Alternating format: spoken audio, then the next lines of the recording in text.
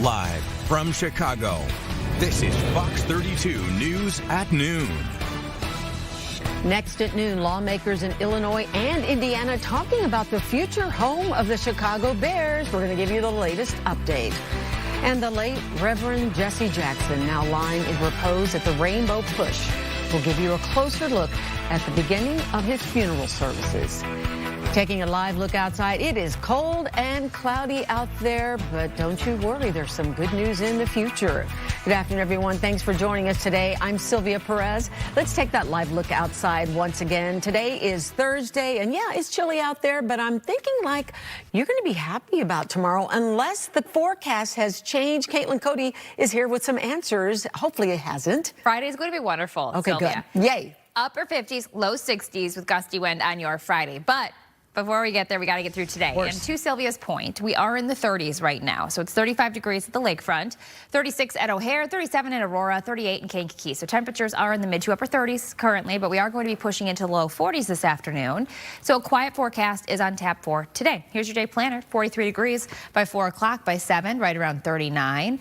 Mostly clear skies for your evening plans. And then tomorrow is going to be our warm day, but it doesn't last. Our 3-day forecast does show tomorrow right around 61 degrees. I will say it's going to be a gusty low 60s. So we could see winds around 30 to 35 miles per hour at times tomorrow. And then on Saturday, the temperatures are dropping with highs only in the upper 30s. So staying in the 30s during the day on Saturday. We also have the chance for some snow in the afternoon Saturday and then again on Sunday too. So we have that wintry precipitation returning this weekend, believe it or not. Tomorrow, though, it is going to be a very mild day to look forward to. Today, in the meantime, grab your jacket. Temperatures in the low to mid 40s this afternoon. Not terrible. And then tomorrow is going to be nice and toasty. We'll take a look at that full 7-day forecast and what we have on tap for next week. Ahead, Sylvia. All right, thank you, Caitlin. We have breaking news to tell you about, and a news story that you're only going to see and hear here. The family of a beloved Chicago boat captain murdered in DuSable Harbor has just filed a wrongful death lawsuit against the Park District's harbor management company. This is the tragic case of Nabil Abzal, known to everyone on the water as Captain Bill. His body was found in the harbor last summer. Security video shows Bill had confronted some late-night trespassers on his boat. He was punched and fell into the water and drowned. A murder charge has been filed in this case. The attorney for the family says the management company was paid to provide security and, quote, abandoned the harbor when it mattered most. We have not seen a response yet from the Park District. We'll have more on this story online and on our afternoon newscasts. Also breaking, one of 2 people sentenced in the 2014 Bali suitcase murder just pleaded not guilty in a Chicago courtroom. The Chicago Tribune reports the plea from Tommy Schaefer, and Schaefer was released from prison in Indonesia after serving his sentence there for murdering the mother of his former girlfriend. The case here involves charges of conspiracy to commit murder. Prosecutors say Schaefer and Heather Mack killed Sheila Von Weiss Mack to gain access to a $1.5 million trust fund. Mack is now serving a 26-year prison sentence in Chicago. We are taking a live look at Rainbow Push on East 50th, where the late Reverend Jesse Jackson is lying in repose today and tomorrow. This marks the beginning of services to honor the civil rights icon. We're going to hear more from Saquon in just a bit, but again, this is a live look where they are going to be honoring him beginning today and throughout next week when we finally see that he will be laid to rest by the following Friday. We'll keep you updated on what's going on with this. In the meantime, the city of Chicago has to pay out $5.7 million after a jury found police wrongfully raided a home in 2018. Prosecutors say members of Chicago's SWAT teams forced their way into the Tate family's house, deploying flash grenades and pointing assault rifles, even at children. It was discovered that they had the wrong address.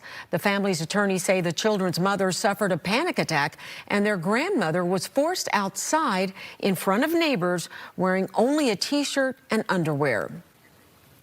We are expecting some movement today from lawmakers in Indiana and Illinois on the Bear Stadium project. In Illinois, the Revenue and Finance Committee is considering a last-minute addition to the mega projects bill regarding the Bears. On Wednesday, State Representative Cam Buckner filed an amendment to the Illinois Employment First Act outlining more tax breaks for the team. It would allow a 20-year property tax assessment freeze should they choose to build their stadium in Arlington Heights. A representative for the city was there this morning to encourage lawmakers to keep the team in Chicago, saying the city should remain an option. The amendment to House Bill 901 introduces a significant amount of uncertainty.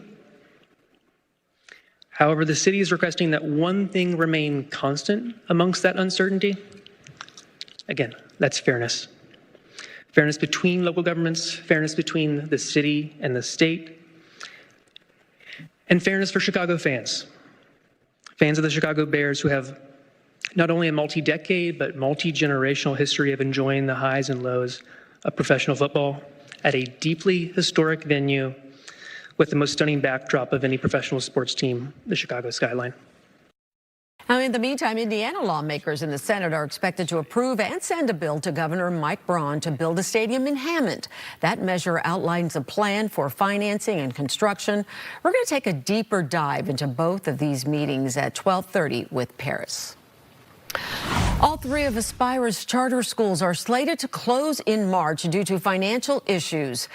Aspire of Illinois says it needs nearly $5 million to stay open just through the spring. CPS has already provided some emergency funding advances in recent months, but says it is up to Aspire to get its finances in order. Its CEO is expected to address the CPS Board of Education during a meeting that is happening right now. The Chicago's Teachers Union is also urging the Board of Education to come up with a plan to protect hundreds of students who are going to be affected by this.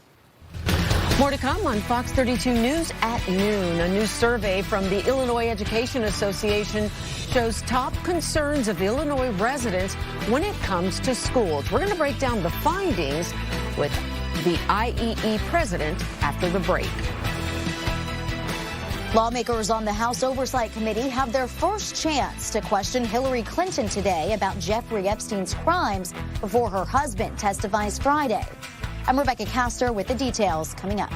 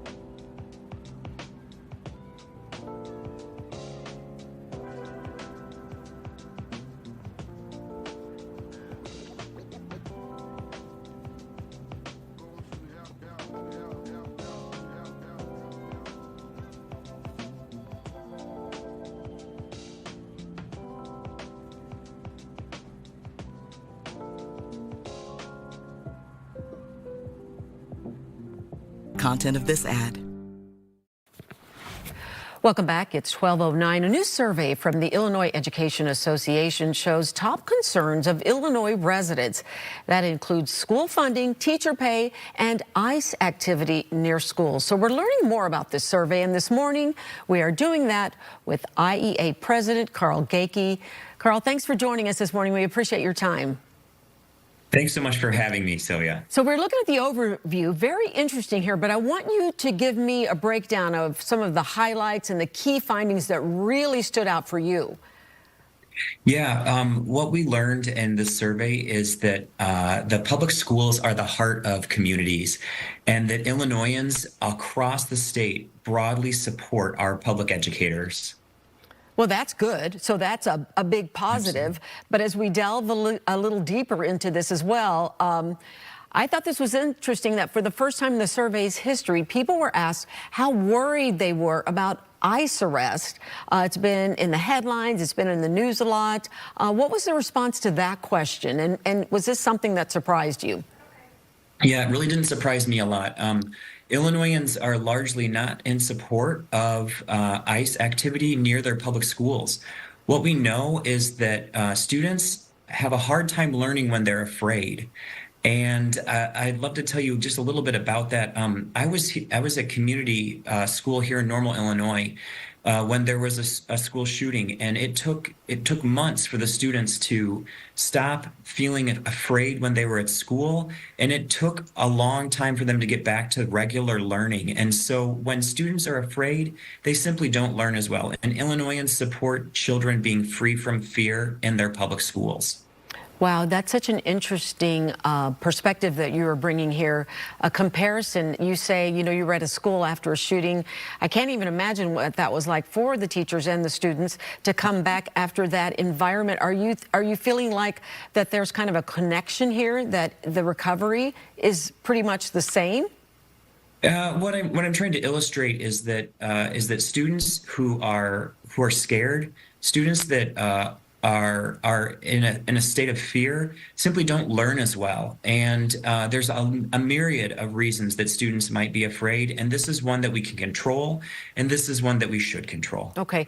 Tell me what the most surprising finding was with this. You know, the most surprising thing is that it reinforces a lot of what we know, that Illinoisans value the schools because they're the heart of their communities, and they do that whether or not they have students in the schools. They value them because it improves their property values, and folks are concerned about that. So that, you know, it was nice to have that reinforced. Yeah. Okay. So how would you compare the results from this one to years past? Yeah, it's largely similar. That Illinoisans continue to value what the public schools bring. And they continue to value the work that educators do because they know the work that educators do supports the students in the classroom.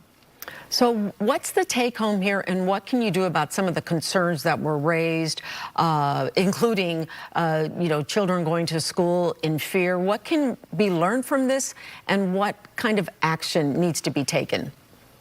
Yeah, the community is that the schools are the heart of the community. Folks know that, they value it, and we need to do every single thing that we can to support the educators and the students in the classroom. Carl Gakey, thank you so much for joining us and breaking down and everything that was a part of this. I think it's very interesting for people to hear, especially parents and teachers, to see what's going on. We appreciate your time. Thank you so much for your time. It's a pleasure to be here. You take care. Okay, let's take a live look outside, looking kind of overcast here as we take a look at that tower. I don't know if I've ever told you this, Caitlin. Oh. I am obsessed with that lighthouse. Have you been?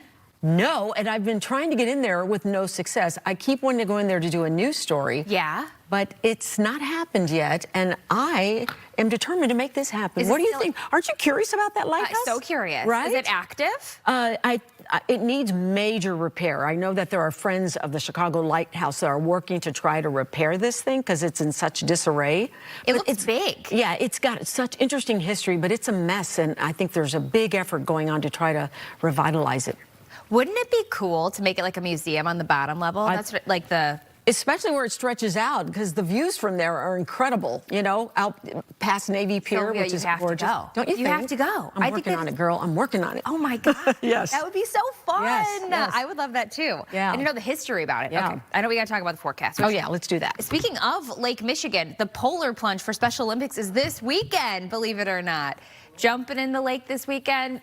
It's going to be cold, but in the meantime today, we do have those overcast skies, as Sylvia has been mentioning. Temperatures, they're in the 30s, and I do see 40 out there. So these are our current conditions. It is 35 degrees at the lakefront, 36 at Midway as well as O'Hare, 37 in Aurora, 40 at LaSalle, Northwest Indiana. Temperatures are in the upper 30s, but today we are going to have partly cloudy skies, so a few breaks here or there are expected. Tomorrow is the warm day, so everyone is talking about the heat this week. It's going to be on Friday. Upper 50s, low 60s. So let's get you there on this future cast. Again, this afternoon, we're going to see a few clouds still holding on even this afternoon, calling it again partly sunny. 4:15 and temperatures are ranging in the 40s for most.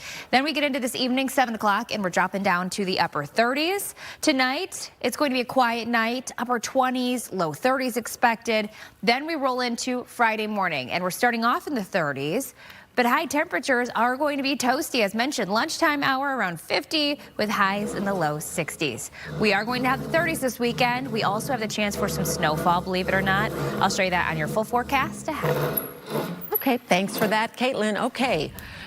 So the Clintons are now expected to testify today and tomorrow in a House investigation on Jeffrey Epstein.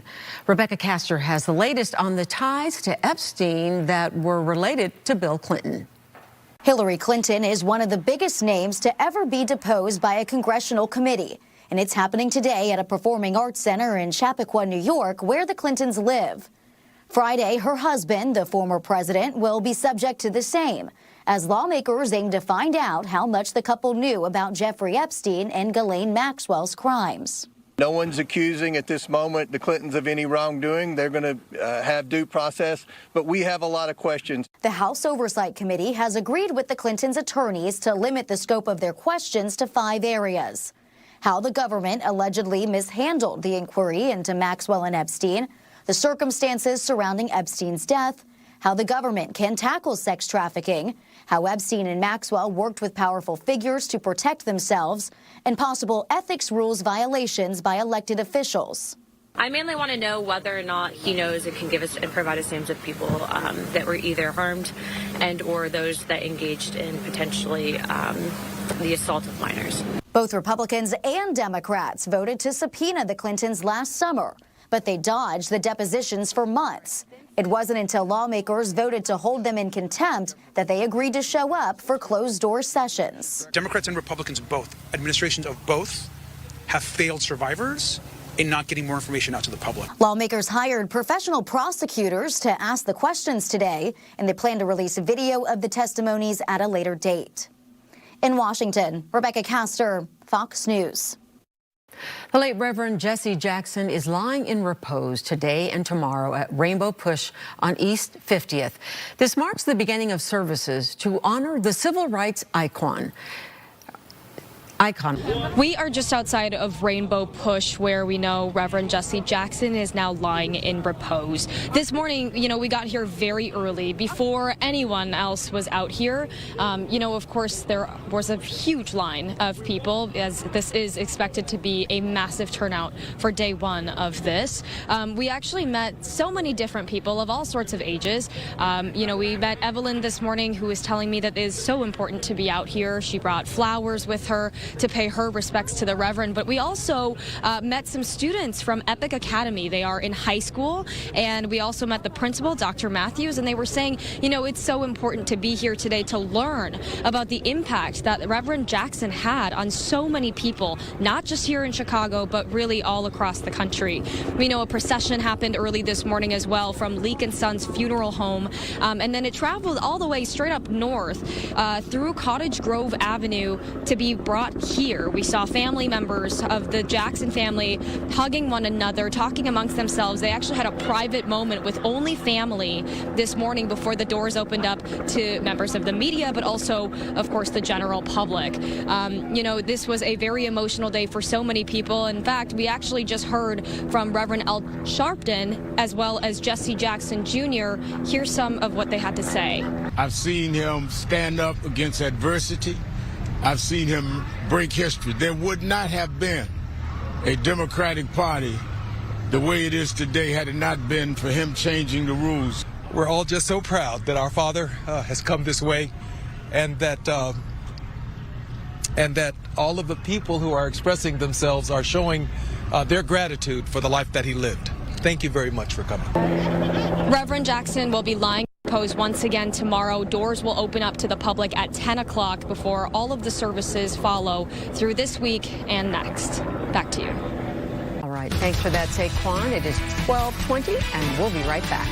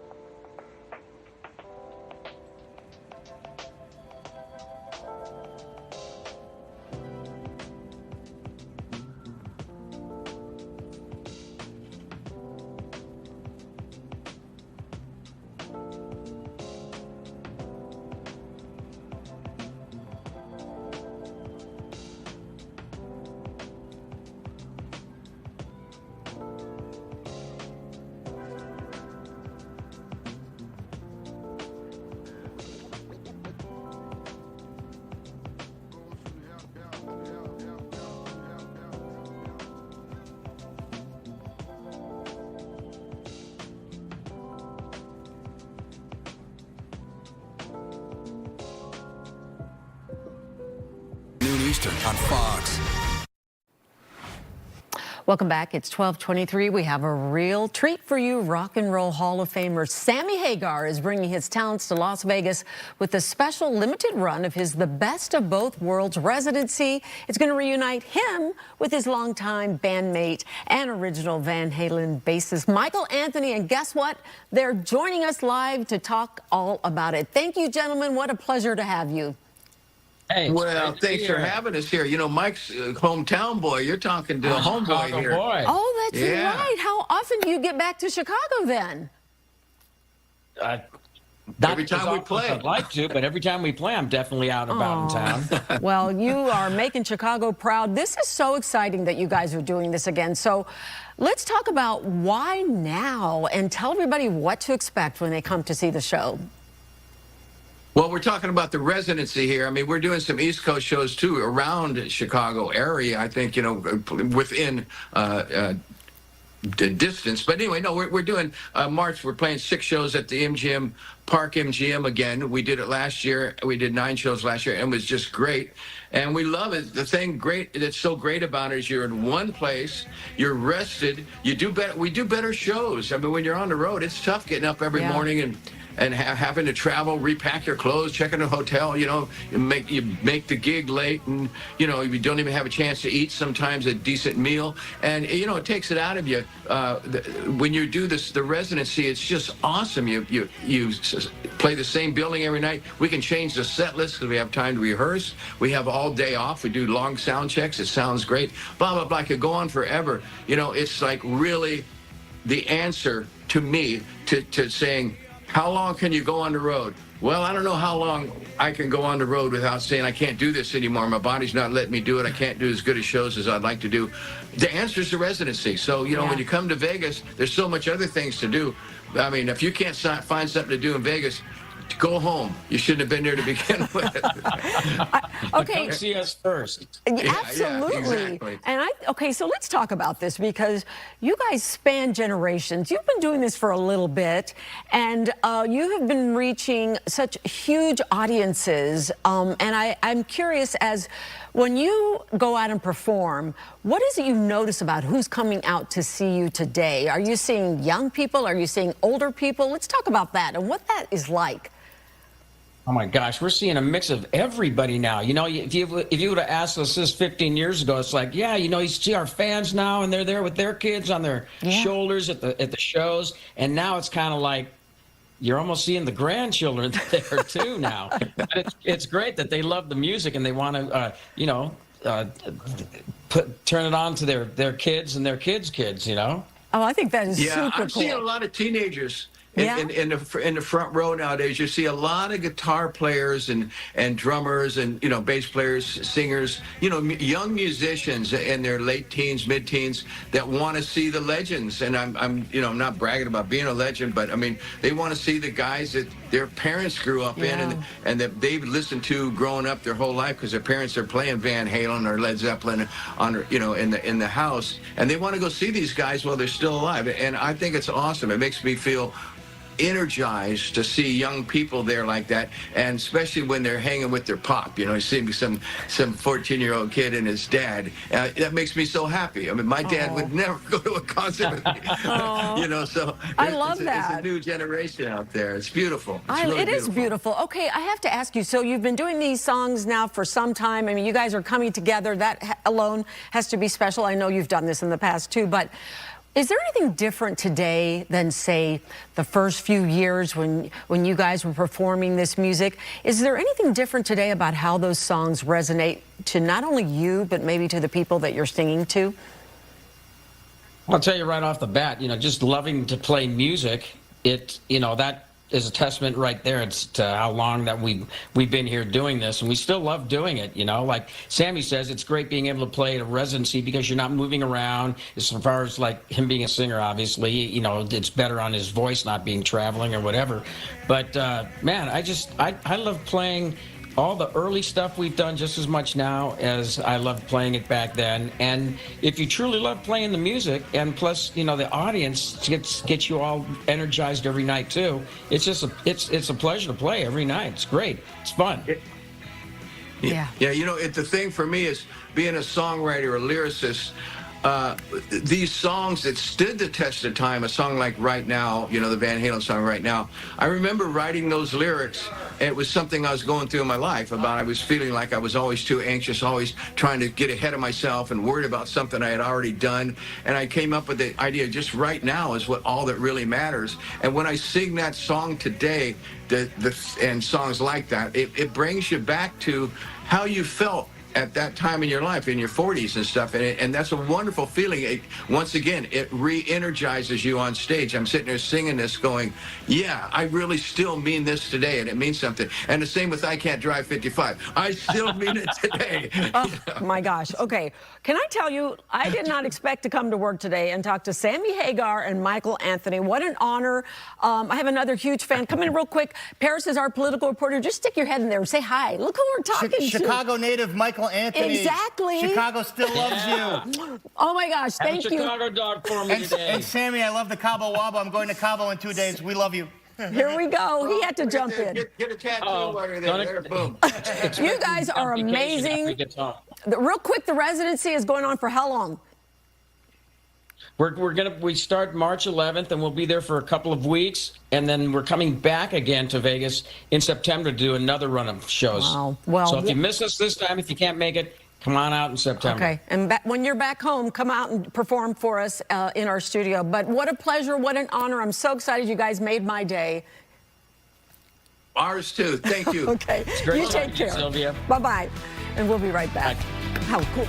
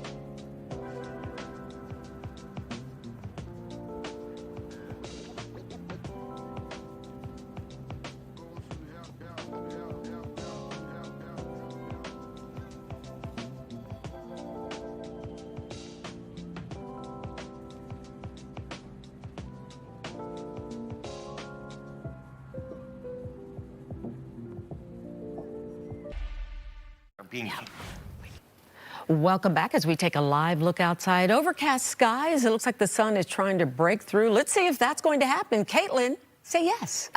Goodness gracious. I know, it was beautiful this morning. The clouds have been building, and this afternoon we're going to have partly sunny skies. So you might see some peaks of blue here or there.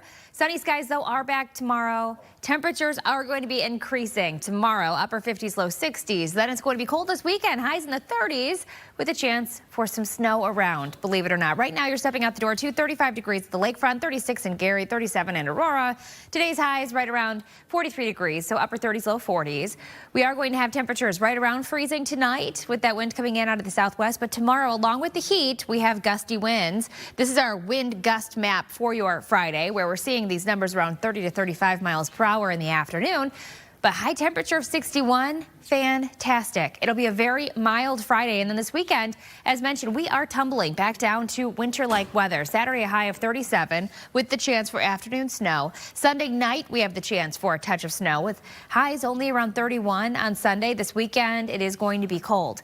Next week, we start off Monday with 35, and then it looks like we have the potential for some wet weather by the middle of next week as temperatures climb back to the 40s, right around 43 Tuesday, Wednesday at 45. So in the meantime, today, temperatures are going to be in the upper 30s, low 40s. We do have quite a bit of cloud cover now, but this afternoon we could see a few breaks, and then tomorrow is the day that everyone needs to go outside before temperatures drop again this weekend. Back to you. All right. Thank you for that, Caitlin. Okay, we are talking Chicago Bears. Lawmakers in Illinois and Indiana are weighing their options for that Bears stadium. So Paris is here now with the latest on what is happening. Okay. Where are we today? That's the big question. First, I can't believe we just talked to Sammy. Hagar. Can we just take a minute? I was shocked. I couldn't believe you were talking. And do you want to thank me for bringing you, my friend, in? I was like, hi, Sammy. Oh, I was fangirling. You were fanboying. That was pretty awesome. He's the best. Pretty cool. Okay, back to the Bears. All right, back to the Bears. So the Illinois is now advanced moments ago in Springfield. The Illinois House Committee passed legislation that the Bears have been seeking. So what's in this legislation? They passed this by a 13-7 vote. It goes to the full House now. Okay. What's in the legislation? Well, it doesn't mention the Bears specifically. It talks about mega projects, which would be the Bears and their big entertainment district. It gives them the right, in lieu of property taxes, to make a different payment. Okay, so they won't have to pay property taxes. In lieu of it, they have to negotiate with all the taxing bodies, Arlington Heights, the school district, to come up with a fair rate in lieu of property taxes. So their property tax bill would be huge on that piece of land, could be in the hundreds of millions of dollars. This will cut that down to perhaps something around $10 million. Again, it passed, but that doesn't mean it's over the finish line because it still has to pass the full House. There are still some skeptical Chicago lawmakers who worry about giving the Bears incentives to leave Soldier Field. And earlier, State Representative Cam Buckner, who is one of those Chicago legislators who wanted to keep them in Soldier Field, ultimately he helped negotiate this final property tax bill, and he said, here is how it's going to protect property taxpayers. The board that has to approve this agreement has to have members of every taxing district on it, right? School district, park district, et cetera. And they will be represented in a weighted vote based on what their total piece of the tax pie in the area is, right? And so we're empowering these folks to be a part of these decisions, to help craft what it looks like, because we know that one size does not fit all. What happens, what's good for my district may not be good for your district. And so we've given people the local control to help figure that out. Now, Buckner later said he's not sure if it's going to pass in the full House today. It might be voted on. It might not have the vote, so they might wait. But if they wait, Indiana is moving the ball pretty quickly. It's a race against time, and Illinois lawmakers might not be back down there for a couple of weeks. Okay, so let's talk about Indiana. They're getting closer.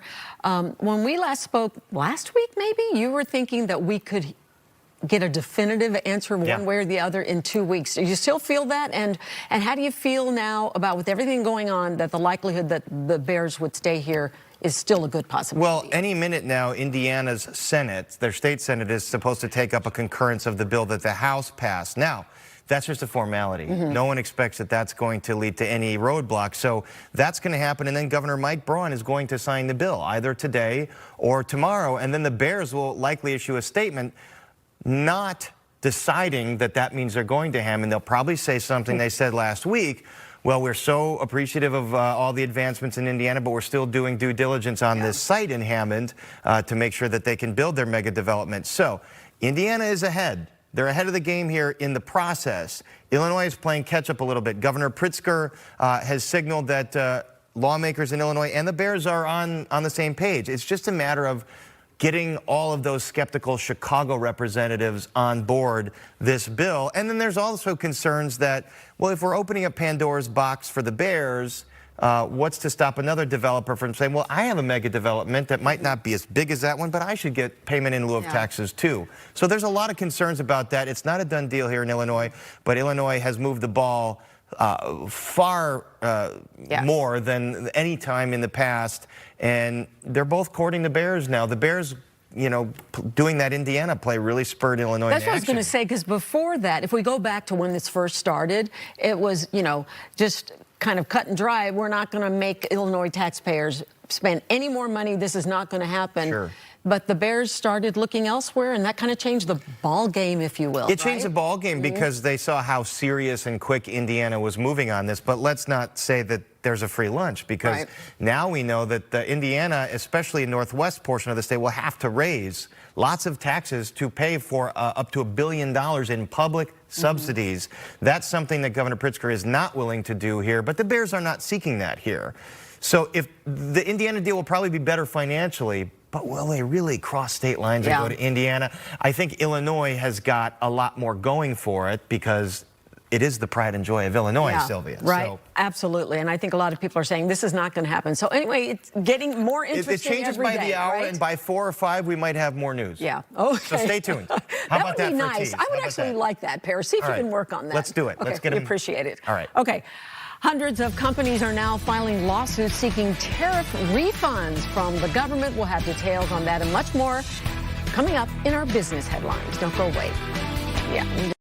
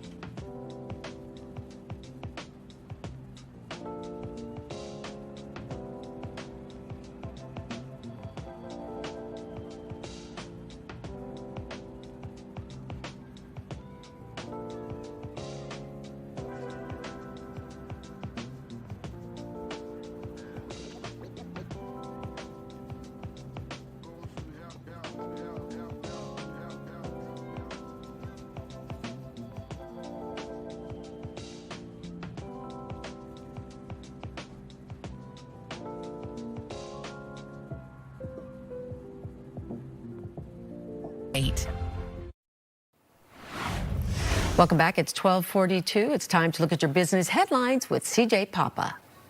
The Wall Street Journal says at least 1,800 companies have filed lawsuits seeking tariff refunds from the U.S. government following the U.S. Supreme Court ruling. Attorneys estimating it could take a year or two for the money to be returned, but others say it could take longer. Some companies filed lawsuits even before the decision, among them Costco, Barnes & Noble, and Staples. Burger sales are up. Shake Shack reported higher fourth-quarter profit and revenue. The company says its sales growth and operational improvements help maintain margins despite macroeconomic headwinds. It's offering deals to attract customers. Hormel says people are eating more protein. That pushed its sales and profit higher in the recent quarter. Hormel makes Spam, Jennie-O Turkey, Planters, Skippy, and other food brands. And Instagram announcing new parent safety features. They analyze teen search history to identify terms related to self-harm. Proactively notify parents of concerning searches. Send alerts via text, email, and in-app notifications. And provide expert resources to help navigate sensitive conversations. Ironically, Meta is also saying in a study that parental controls don't do a lot.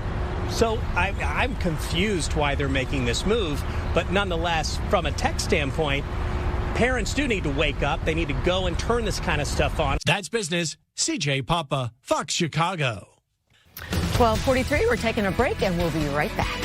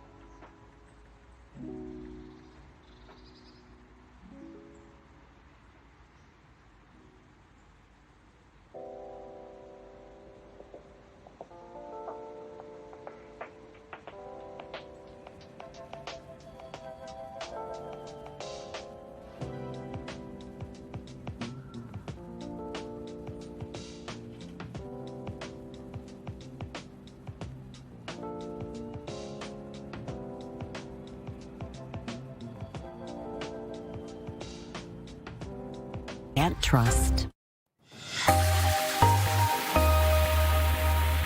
Welcome back. The Chicago Fire kicking off their season this weekend at Soldier Field. But before they take the pitch, they're helping one lucky fan with the goal of a perfect lawn. Anita is joining us in Studio 32 with our first Chicago Live interview of the day. Anita. Sylvia, one thing is for sure, I have never seen a brown soccer pitch. So for all of us who maybe don't have a green thumb, this could be exactly the help we need. Their ground crews clearly have figured something out. Dan Cohen, Chicago Fire, here with me now to talk about their new first-of-its-kind contest that is so appropriately named. Thank you so much for joining me.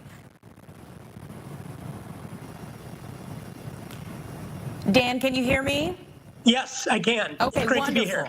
Wonderful to have you. You know, we are all ready to fire up our lawn. So give us some details about this contest. Yes, for sure. We just launched our Fire Up Your Lawn contest just in advance of our home opener on Saturday at Soldier Field. We are asking our fans out there in Chicago to submit a video showing us why your lawn needs a fire up. We're going to send our elite ground crew to your house. We're going to select one fan who gets a lawn cleanup for the spring later in about a month. And we're going to really make sure that our fan has an MLS quality field and lawn just to celebrate the spring and the new season. This is so cool. So how are you judging? Absolutely. So we're working closely with our ground crew. We're going to evaluate every video submission. We're looking for, of course, passion from our fans, creativity, and of course, we're looking at the lawn. Does the lawn need a fire up? We're going to be absolutely incorporating elite tools and capabilities to make sure the lawn is ready for the spring. And so we're going to look at who needs the help the most, and want to make sure we put the fire style approach to how we would approach the green pitch that we practice and play on, and put that on a fan's lawn. I'm sure it would be a win that people would not forget. What all do the winners get? Yeah, the winner, well, first of all, receives a full lawn care upgrade.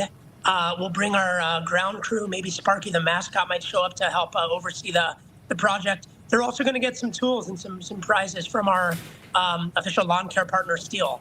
And so it's going to be a great day when we identify the right time for this winner to have their lawn, maintained and freshened up for the soccer season. And it's going to be a good day. We're asking everyone, they have until Monday to submit. Submit at ChicagoFireFC.com. You'll end up sending us a video showing your lawn and explaining why you deserve a fire up. And of course, as you said, really this is all about the start of the 2026 season and the pursuit of another postseason run. So let's just talk about how exciting this time is and what you do expect from the team this year. We are very excited. Our home opener, 1:30 on Saturday at Soldier Field. Please come out and join. It's going to be a fun season. The Fire had a great season last year. We made our first playoff run in 10 years. We won our first playoff game since 2009. We have a deep squad. We have a great mix of Chicago homegrown players with international talent. It's going to be a good season, and we're just getting started, and Soldier Field on Saturday is the place to be. Have you made some changes in the offseason that we'll notice, whether it's on the field, off the field? Have there been some changes that we're going to notice this season? Absolutely. We have a number of new starters and key players. Mbawazi is our new 20-year-old left-footed defender from South Africa. He's creating quite a stir in South Africa because he's such a huge deal over there, and he's playing in his second MLS game on Saturday. We have a number of new players. Robin Lode from Minnesota we signed. We have Anton Salatros, our midfielder. So we got some new faces. We got some continual stars. Hugo Kuipers is back. Philip Zinkernagel, our all-star, is back. Chris Brady, our goalie, who's been with the club since he was 12 years old, is back. We have a full team. The squad is deep, and we're definitely going to score a lot of goals and make a lot of magic at Soldier Field this season. We're looking forward to exactly that. Tell us one more time how to enter this contest. Yes, go to ChicagoFireFC.com. You'll see information there about the lawn contest. Submit a video why you deserve a fire up, and we're selecting one fan to have our elite ground crew upgrade your lawn in the spring. So join us, and we'll see you at Soldier Field on Saturday. There is some lucky fan out there, I'm sure. We look forward to it all. Best wishes to the team. Thank you so much for your time today to tell us a little bit about the contest and get us ready for Saturday. Thank you, Dan. Let me tell you, everybody, a little bit about what's coming up on Chicago Live. We're going to talk UFOs with a Chicago-based investigative producer who has some insight here. Also about the Small Business Advocacy Council. There's a 400% increase for some businesses this year when it comes to licenses. And also, we know there's a lot of buzz when it comes to Waymo popping up in the Windy City. Mothers Against Drunk Driving. Illinois is weighing in. So I'll see you online between 1 and 4 p.m., everyone. Right after this quick break, Sylvia will be right back.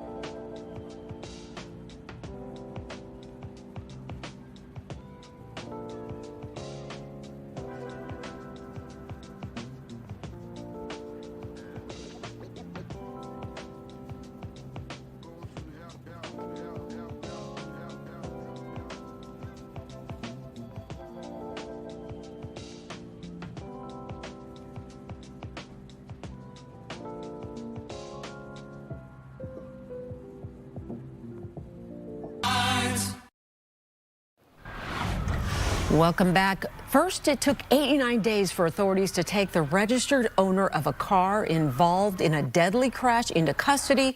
But now there is a troubling twist to this.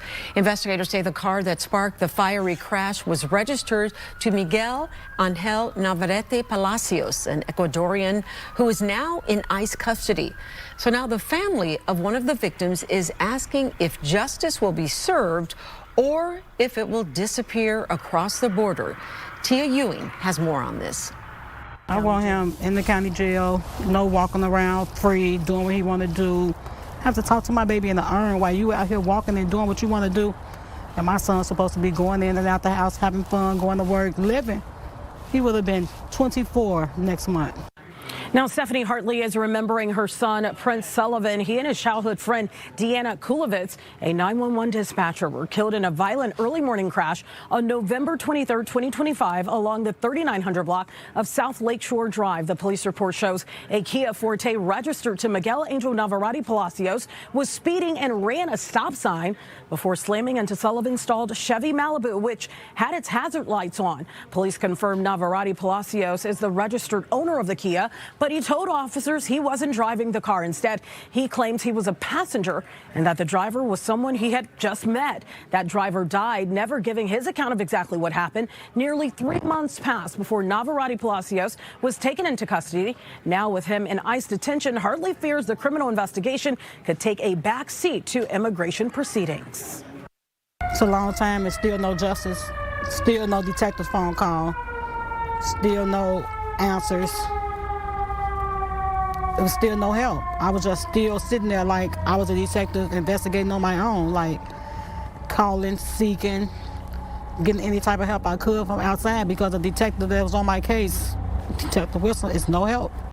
Now, State Representative Patrick Sheehan, a Republican in the 37th district, did hear about our story, and this is a statement, just some of what he had to say. Illinois Democrats rewarded illegal immigrants in Illinois while washing their hands of the tragic consequences for law-abiding crime victims and their families. Now, of course, we would be Pritzker for comment, and we have not heard back. We also contacted ICE to ask why Miguel Angel Navarrete Palacios is being held. No response so far, and the Chicago Police Department confirms there are currently no charges pending against him. This is one of those stories, though, that we will stay on top of. Tia Ewing, Fox Chicago.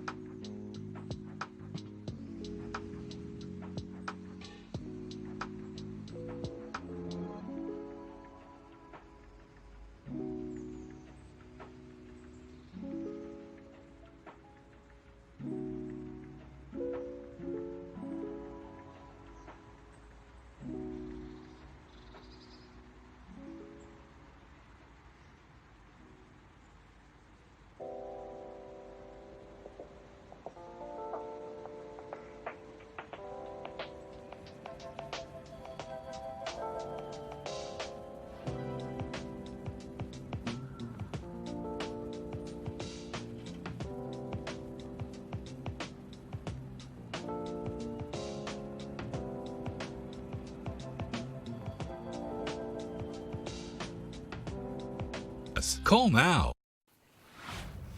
Welcome back. Final look at the forecast with Caitlin. It is quite cloudy out there. Temperatures, though, not bad, Sylvia. No. We're going to be in the 30s and 40s, okay? Could be worse. And tomorrow it's going to be fantastic. A high on Friday of 61 degrees. Also, it's going to be a sunny day on Friday. A little bit gusty. We could see winds around 35 miles per hour tomorrow, but then the temperatures are dropping. No surprise. Down to 37 degrees on Saturday, the chance for some afternoon snow around. Sunday night, we have the chance for some snow with a high of only 31 degrees on Sunday. Quite chilly. And then next week, we start